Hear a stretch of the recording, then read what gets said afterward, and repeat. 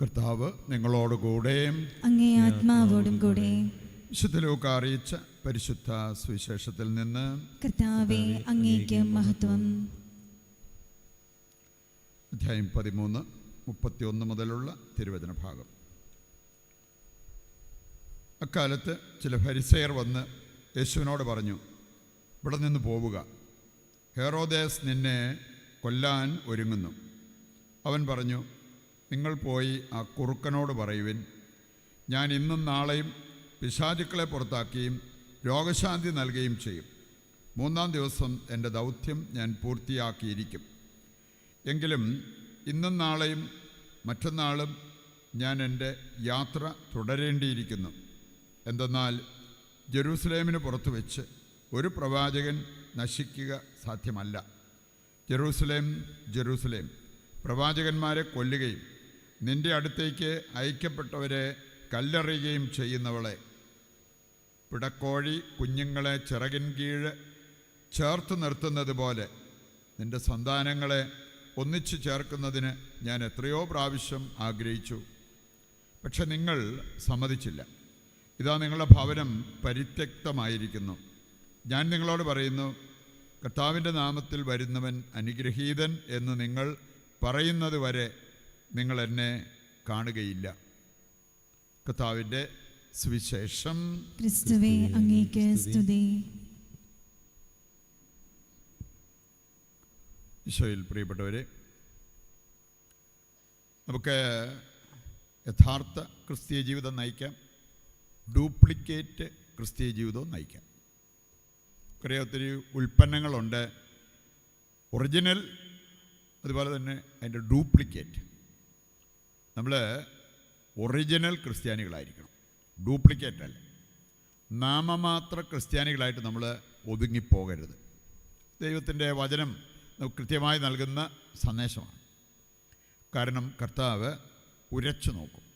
നമ്മൾ സങ്കീർത്തനം 17 അതിൻ്റെ 3 മുതലുള്ള വചനഭാഗം വായിക്കുമ്പോൾ അവിടെ നമ്മൾ കാണുന്ന ഒരു കാര്യമാണ്. സങ്കീർത്തനെ വിളിച്ചു പറയാൻ പറ്റി, പക്ഷേ നമുക്കത് പറയാൻ പറ്റുമോ എന്നുള്ളതാണ്. സങ്കീർത്തനൻ പറഞ്ഞു, കർത്താവ് നീ എന്നെ ഉരച്ചു നോക്കുക, വേണേ അർദ്ധരാത്രിയിൽ സന്ദർശിച്ച് നോക്കുക, എന്നിൽ പാപം കാണില്ല. അങ്ങനെയൊക്കെ ഒന്ന് പറയാൻ പറ്റുമായിരുന്നെങ്കിൽ എന്ത് വലിയ നേട്ടമായിരുന്നു. നീ എപ്പം വേണേലും എന്നെ സന്ദർശിച്ചോ, പാതിരായ്ക്ക് വന്നാലും കുഴപ്പമൊന്നുമില്ല, എന്നിൽ പാപം കാണില്ല. അങ്ങനെ ഒറിജിനൽ ക്രിസ്ത്യാനികൾക്ക് ഒരു സമയത്തും ഒരു ഭയത്തിൽ കഴിയേണ്ട ഒരാവശ്യം വരത്തില്ല. നമുക്ക് യഥാർത്ഥ ക്രിസ്തീയ ജീവിതത്തിന് ആവശ്യമായിട്ടുള്ള 2-3 കാര്യങ്ങൾ പ്രത്യേകം നമ്മൾ അത് ഏറ്റെടുക്കാൻ തയ്യാറാകണം. അതിൻ്റെ വെളിച്ചത്തിൽ നമ്മൾ ജീവിക്കണം. ഏറ്റവും പ്രധാനപ്പെട്ട ഒരു കാര്യമാണ് അഭിഷേകമുള്ള ക്രിസ്ത്യാനികളായി മാറണം.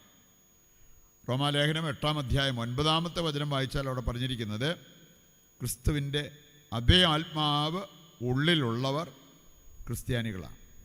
ക്രിസ്തുവിൻ്റെ അതേ ആത്മാവ് ഉള്ളിലുള്ളവർ, അവരാണ് ക്രിസ്തുവിനുള്ളവർ, അവരാണ് ഒറിജിനൽ ക്രിസ്ത്യാനികൾ. ആ ഒരു ഗണത്തിൽ നമ്മൾ പെടണം. നമ്മുടെ ഉള്ളിൽ ക്രിസ്തുവിൻ്റെ അതേ ആത്മാവ് പ്രവർത്തിക്കണം. അങ്ങനെ പ്രവർത്തിക്കുന്നുണ്ടെങ്കിൽ നമ്മുടെ ചിന്തകൾ എങ്ങനെ ഇരിക്കും? ക്രിസ്തുവിൻ്റെ ചിന്തകൾ പോലെ. നമ്മുടെ സംസാരം എങ്ങനെ ഇരിക്കും? ക്രിസ്തുവിൻ്റെ സംസാരം പോലെ. ആ ഒരവസ്ഥയിലേക്ക് ഉയർത്തപ്പെടാൻ നമ്മൾ ആഗ്രഹിക്കണമെന്ന്. ആദ്യ വായനയിൽ നമ്മൾ കേട്ടൊരു കാര്യം, റോമ 8:35, ശരിക്കുള്ള അഭിഷേകം എന്താണെന്ന് കർത്താവോടെ പഠിപ്പിക്കുക. ഒത്തിരി പേർക്ക് തെറ്റിദ്ധാരണയുണ്ട്. അഭിഷേകം എന്ന് പറഞ്ഞാൽ വരദാനങ്ങൾ, അതാണ് അഭിഷേകം. അതല്ല അഭിഷേകം. അതെ, അഭിഷേകത്തിനൊരു ഭാഗമായിട്ട് നമുക്ക് കാണാൻ പറ്റും. ഇനി അതിനേക്കാൾ ശരിക്കുള്ള ഒരു അഭിഷേകം എന്ന് പറയുന്നത് ഇവിടെ പറഞ്ഞിരിക്കുന്ന കാര്യമാണ്. റോമ 8:35, ക്രിസ്തുവിൻ്റെ സ്നേഹത്തിൽ നിന്ന് ആരെന്നെ വേർപെടുത്തും? ഒരാൾ പറയാണ്, ഒന്നിനും മരണത്തിന് പോലും ക്രിസ്തുവിൻ്റെ സ്നേഹത്തിൽ നിന്ന് എന്നെ അകറ്റാൻ പറ്റില്ല. ഇത് പറയാൻ പറ്റിയവരൊക്കെ ഉണ്ട് കേട്ടോ. 12 വയസ്സ് അടുക്കുന്നേ ഉണ്ടായിരുന്നുള്ള മരിയ കൊരേത്തിക്ക് അവർ പറഞ്ഞൊരു കാര്യം, ആ പ്രായത്തിൽ, ഇളം പ്രായം, ആ പ്രായത്തിൽ അവൾ പറഞ്ഞൊരു കാര്യം, നിനക്കെന്നെ കൊല്ലണേ കൊല്ലാം, പക്ഷേ ഒരു പാപത്തിന് എന്നെ കിട്ടത്തില്ല. ക്രിസ്തുവിൻ്റെ സ്നേഹത്തിൽ നിന്ന് നിനക്കൊന്നും എന്നെ അകറ്റാൻ പറ്റില്ല, കടാര കാണിച്ചും മറ്റും എന്നെ അകറ്റാൻ പറ്റില്ല. ഈ അവസ്ഥയിലേക്ക് എത്ര ക്രിസ്ത്യാനികൾ ഇന്ന് എത്തി നിൽക്കുന്നുണ്ട്. എനിക്ക് എന്തും വരട്ടെ, ആരും എന്നെ ഏത് ഭീഷണി കൊണ്ടും എന്നെ ഭയപ്പെടുത്താൻ നോക്കട്ടെ, ഞാൻ ഭയപ്പെടത്തില്ല. ഞാൻ ക്രിസ്തുവിൻ്റെ സ്നേഹത്തിൽ നിന്ന് അകന്നു പോകത്തില്ല. ഇത് പറയാൻ പറ്റുന്നതാണ് ക്രിസ്തീയ ജീവിതം. അങ്ങനെ ജീവിക്കുന്നവരാണ് യഥാർത്ഥ ക്രിസ്ത്യാനികൾ. അല്ലെങ്കിൽ നമുക്ക് ടൈറ്റിലുണ്ട്, ഗുണമേന്മ ഉണ്ടാകണമെന്നില്ല. രണ്ടാമതൊരു കാര്യം നമ്മൾ കാണുന്നുണ്ട്, ക്രിസ്ത്യാനികൾ എന്ന ആ ഒരു പദവിക്ക് യോഗ്യരല്ലാത്ത ഒരു ഗ്രൂപ്പാണ് ഈ ഭയത്തിൽ കഴിയുന്നവർ. ഭയം, തൊട്ടതിനും പിടിച്ചതിനൊക്കെ ഭയം, ഇനി സത്യം പറയാനുള്ള ഭയം, ആളുകളെ ഫേസ് ചെയ്യാനുള്ള ഭയം, ഏതെല്ലാം രീതിയിലുള്ള ഭയമാണ്. ഭയം അത് ക്രിസ്ത്യാനിക്ക് ചേർന്നതല്ല. നമ്മൾ കണ്ടല്ലോ സുവിശേഷ ഭാഗത്ത് യേശുവിനോട് ചെല്ലി പറഞ്ഞൊരു കാര്യം, വേഗം സ്ഥലം വിട്ടോ, ഹെറോദ് നിന്നെ പിടിക്കാനായിട്ട് പ്ലാൻ ഇടുന്നുണ്ട് കേട്ടോ, അതുകൊണ്ട് വേഗം സ്ഥലം വിട്ടോ. കർത്താവ് എന്താ പറഞ്ഞേ? നീ പോയിട്ട് ആ കുറുക്കനോട് പറ ഞാനിവിടെ തന്നെ കാണുമെന്ന്. ഞാൻ പോകേണ്ട സമയമായിട്ടേ പോകത്തുള്ളൂ, അതിനു മുമ്പ് അവർ കൊല്ലട്ടെ. മരണത്തെ പോലും ഭയപ്പെടാതിരുന്ന ഒരു വ്യക്തിയാണ്, പീഡനത്തെ ഭയപ്പെടാതിരുന്ന ഒരു വ്യക്തിയാണ് യേശുക്രിസ്തു. തൊട്ടതിനും പിടിച്ചതിനും ഒക്കെ പേടിച്ച് ജീവിക്കുന്നത് ക്രിസ്ത്യാനിക്ക് ചേർന്നാണോ? ശരിക്കും ഇതിനുള്ള പ്രധാനപ്പെട്ട കാരണം എന്താണെന്ന് കർത്താവിൻ്റെ വചനം പഠിപ്പിക്കുന്നുണ്ട്. നിയമാവർത്തന പുസ്തകം 28:66 ഒന്ന് വായിച്ചാൽ മതി. അവിടെ പറഞ്ഞിരിക്കുന്ന ഒരു കാര്യം 15-ാമത്തെ വചനമാണ് പറയുന്നത്, ഞാൻ നൽകുന്ന കൽപ്പനകൾ ശ്രദ്ധാപൂർവം അനുസരിക്കാതിരുന്നാൽ. അതുവരെയുള്ള വചനങ്ങളെല്ലാം പറയണത് അനുസരിച്ചാൽ ഉണ്ടാകാവുന്ന അനുഗ്രഹങ്ങളെക്കുറിച്ചാണ്. ഒരു കെട്ട അനുഗ്രഹങ്ങൾ അവിടെ പറഞ്ഞിട്ടുണ്ട്. ഇതൊക്കെ കിട്ടാതെ പോകുന്നതിൻ്റെ കാരണം എന്താ? കർത്താവിൻ്റെ കൽപ്പനകൾ അനുസരിക്കാതിരിക്കുന്നത്. അതിൻ്റെ തന്നെ ഭാഗമായിട്ട് സംഭവിക്കാവുന്ന ഒരു കാര്യമാണ് 66-ാമത്തെ വചനത്തിൽ നമ്മൾ വായിക്കുക, നിൻ്റെ ജീവിതത്തിൽ ഒരിക്കലും സുരക്ഷിതത്വം ഉണ്ടാകത്തില്ല. രാവെന്നോ പകലെന്നോ ഇല്ലാതെ നീ ഭയത്തിൽ ജീവിക്കും. ഭയത്തിൻ്റെ യഥാർത്ഥമായ കാരണം ഇനി രാവെന്നോ പകലെന്നോ ഇല്ല, നീ ഫുൾ ടൈം ഭയത്തിലായിരിക്കും. കാരണം നീ കർത്താവിൻ്റെ കൽപ്പനകൾ ലംഘിച്ച് ജീവിക്കുന്നു. കർത്താവിൻ്റെ കൽപ്പനകൾ പാലിക്കാനുള്ള ഒരു ശ്രദ്ധ നീ കാണിക്കുന്നില്ല. അതുമൂലം നിനക്കുണ്ടാകാവുന്ന ഒരവസ്ഥയാണ്. ഇനി നമുക്ക് കെട്ടുറപ്പുള്ള കെട്ടിടം ഉണ്ടാക്കാം, പക്ഷെ അതിനകത്ത് നമുക്ക് പേടിച്ച് കഴിയുന്ന ഒരവസ്ഥ വരാം. കെട്ടിടം നമ്മെ സംരക്ഷിക്കാൻ പോകുന്നില്ല.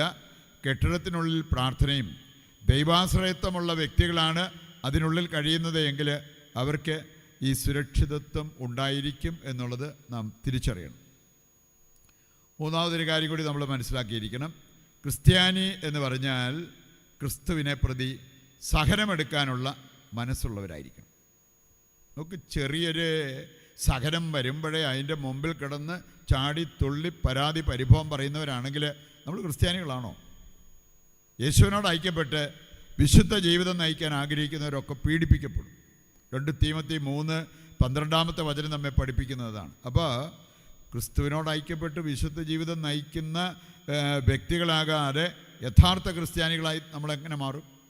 അതിനാവശ്യമായിട്ടുള്ള ഒരു കാര്യം പറഞ്ഞിരിക്കുകയാണ്, നീ പീഡിപ്പിക്കപ്പെടും, എതിർപ്പ് നിനക്കുണ്ടാവും, സഹനങ്ങൾ നിനക്കുണ്ടാവും. കത്തോലിക്ക സഭയുടെ മതബോധന ഗ്രന്ഥം 164-ാമത്തെ പാരഗ്രാഫ് എടുത്താൽ അവിടെ പറയപ്പെട്ടിരിക്കുന്നൊരു കാര്യമുണ്ട്, ഈ ഭൂമിയിൽ ജനിച്ചു വീഴുന്ന ഏതൊരുവനും ഒരു നാൾ അഭിമുഖീകരിക്കേണ്ടി വരുന്ന ഒരു യാഥാർത്ഥ്യമാണ് സഹനം. സഹനം ഇല്ലാത്ത ജീവിതം വേണമെങ്കിൽ ഈ ഭൂമിയല്ല, വേറെ വല്ലതും നോക്കിക്കോളാൻ. അതാ സഭ പഠിപ്പിക്കുക. അപ്പോൾ നമുക്ക് നമ്മുടെ ജീവിതത്തിൽ കർത്താവ് അനുവദിക്കുന്ന ഒരു സഹനം, ഒരുപക്ഷെ ഒരു ദിവസം ഫുഡ് ഇച്ചിരി ടേസ്റ്റ് കുറഞ്ഞു പോയത് ഒരുപാട് നമ്മൾ ഒച്ചയമ്പോളം വെക്കേണ്ട കാര്യമുണ്ടോ? വേണേ പച്ചക്കറി അറിഞ്ഞപ്പം ചെറുതായിട്ടൊന്ന് കൈ മുറിഞ്ഞത്, ഇതിന് മാത്രം നമ്മൾ ബഹളം വെക്കേണ്ട കാര്യമുണ്ടോ? യേശുക്രിസ്തുവിനോട് ഐക്യപ്പെട്ട് വിശുദ്ധ ജീവിതം നയിക്കാൻ ആഗ്രഹിക്കുന്നവർ പീഡിപ്പിക്കപ്പെടും. ഒരാൾക്ക് അവരുടെ രോഗമായിരിക്കാം, വേറൊരാൾക്ക് സാമ്പത്തിക ബുദ്ധിമുട്ടായിരിക്കാം, മറ്റൊരാൾക്ക് കൂടെ താമസിക്കുന്നവരുടെ ഈ അസ്വസ്ഥമാക്കുന്ന ചില സ്വഭാവ രീതികളായിരിക്കാം. എന്തുമാകട്ടെ, അതെൻ്റെ വിശുദ്ധീകരണത്തിനും ആത്മീയ വളർച്ചയ്ക്കും തെളിഞ്ഞ ഒരു ക്രിസ്ത്യാനിയായിട്ട് ഞാൻ മാറുന്നതിന് വേണ്ടി കർത്താവ് അനുവദിച്ചത് എന്നുള്ള ആ ഒരു കാഴ്ചപ്പാടിൽ അതിനെ എടുക്കാൻ പറ്റണം. അങ്ങനെ വന്നു കഴിയുമ്പോൾ റോമ 8:35 നമ്മളിലും നിറവേറുന്ന അനുഭവം ഉണ്ടാവും. യഥാർത്ഥ ക്രിസ്ത്യാനികളായിട്ട് നമ്മൾ മാറുകയും ചെയ്യും. അവിടെ നമ്മൾ വായിച്ചു കേട്ടോ എന്താ?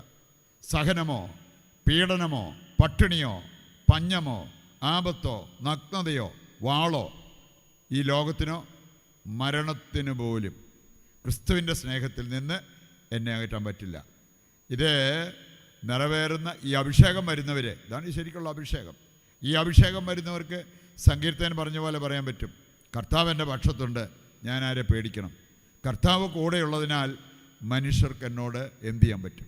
ഈ ഒരു അഭിഷേകത്തിൽ, ഈ ഒരു കാഴ്ചപ്പാടിൽ ഇനിയുള്ള ജീവിതമെങ്കിലും ജീവിക്കുവാൻ വേണ്ട കൃപയ്ക്കും അനുഗ്രഹത്തിനുമായിട്ട് ദൈവത്തോട് നമുക്ക് ഈ ബലിയിൽ പ്രത്യേകം പ്രാർത്ഥിക്കുകയും ചെയ്യാം.